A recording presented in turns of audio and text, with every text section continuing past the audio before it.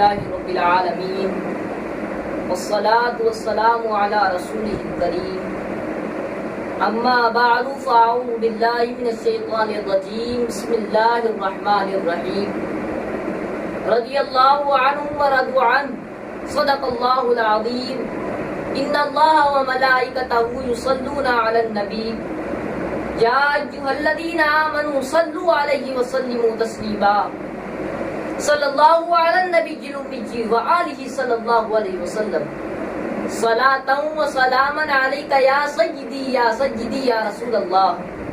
سبحان ربک رب العزت عما یصفون وسلام علی المرسلین والحمد للہ رب العالمین۔ بعد حمد الصلاۃ، لائق صد احترام سامعین محترم، السلام علیکم ورحمۃ اللہ وبرکاتہ۔ عزیزان گرامی، آج میں کچھ آپ کی بارگاہ میں صحابہ کرام رضی اللہ تعالیٰ عنہم کے بارے میں کچھ عرض کروں گا۔ عزیزان گرامی، اللہ تبارک و تعالیٰ قرآن مجید برہان رشید میں ارشاد فرماتا ہے رضی اللہ عنہم ورضوا عنہ، کہ اللہ تبارک و تعالیٰ ان سے راضی اور وہ اللہ تبارک و تعالیٰ سے راضی۔ عزیزان گرامی، اس آیت کریمہ میں اللہ تبارک و تعالیٰ ان پاک باز اور عفیف ہستیوں کو جو صحابیت کے شرف سے مشرف ہوئے رضا اور تسلیم کا پروانہ جاری فرما رہا ہے۔ چنانچہ تا قیام قیامت کوئی بھی ایسے فعل کی نسبت کہ جس سے اللہ اور اس کے رسول صلی اللہ علیہ وسلم کی ناراضگی کا اعلان ہو چکا ہو، صحابہ اذان کی طرف کرنا ہرگز جائز نہیں ہوگا۔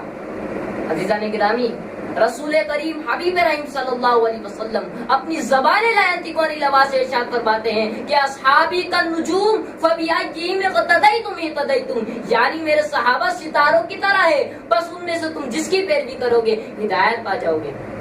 عزیزان گرامی، اس آیت کریمہ سے پتہ چلا کہ صحابہ مقتدائے امت ہے، اور کیوں نہ ہو، کیونکہ ہمیں قرآن و حدیث اور اس کا صحیح فہم ہمیں صحابہ کے دامن فیضبار سے حاصل ہوا ہے۔ عزیزان گرامی،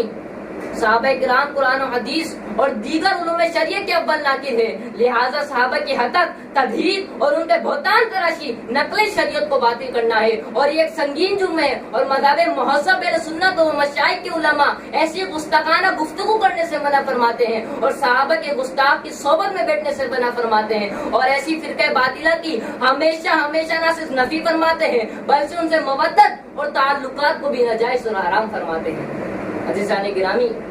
یہ بات یاد رکھیے کہ صحابہ کی عقیدت، ان کی محبت اور ان کی عزت ضروریات اہل سنت کے دین میں شامل ہے، اور جو ضروریات اہل سنت سے تجاوز کرے گا وہ گمراہ اور بددین ہے۔ عزیزان گرامی، میں اپنی تقریر کا اختتام اس شعر پہ کرنا چاہوں گا کہ اہل سنت کا ہے بیڑا پار اصحاب حضور، اہل سنت کا ہے بیڑا پار اصحاب حضور، نجم ہیں اور ناؤ